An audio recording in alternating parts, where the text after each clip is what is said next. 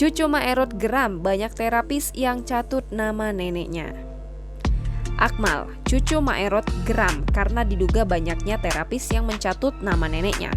Pencatutan nama sang nenek membuat pihaknya merasa dirugikan, bahkan mendapat kecaman. Tak hanya namanya yang dicatut, ia pula menyayangkan banyaknya terapis yang menggunakan praktik yang terbilang berbahaya. Menurut Akmal, banyak yang mengadu bahwa oknum terapis abal-abal itu menggunakan suntikan dalam praktiknya. Akmal memastikan bahwa proses terapi yang dilakukan bersama keturunan Maerot lainnya aman karena menggunakan minyak khusus.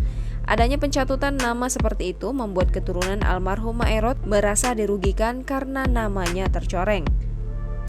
Di kampung halamannya di Cigadok Tonggoh, Desa Caringin, Kecamatan Cisolok, Kabupaten Sukabumi, Akmal memiliki sebuah papan bertuliskan silsilah dan nama anak cucu keturunan Maerot asli. Papan itu ia buat untuk menghindari adanya pencatutan dan penyalahgunaan praktik Maerot. Akmal sendiri mengaku masih sering menerima pasien para selebritis ternama di Indonesia untuk menyembuhkan masalah vitalitasnya. Jangan lupa subscribe, share, komen, dan like ya!